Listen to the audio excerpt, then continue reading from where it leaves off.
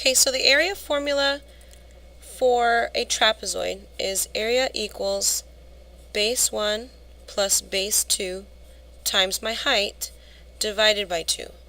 Now, a lot of students want to know where that comes from, and here's an example. This is a trapezoid that's on a geoboard. I'm going to go ahead and trace this.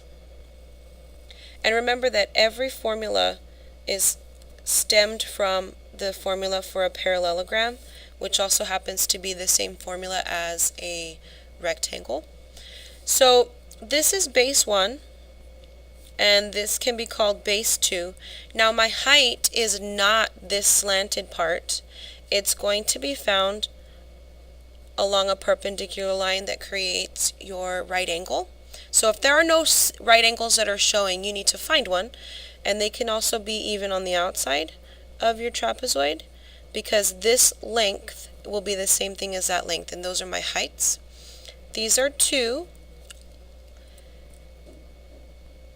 so that's my height. Now the original formula comes from this. If I take this, flip it upside down, I now have a much larger shape, but it's not a trapezoid anymore, it's a parallelogram. But look, this is base 1. This down here that I took, that's base 2. And then my height is still found exactly where it was, which is 2. So if I look at my formula again, it's area equals base 1 plus base 2 times my height divided by 2. We add my bases together, which is what I'm doing here, as I would as a parallelogram.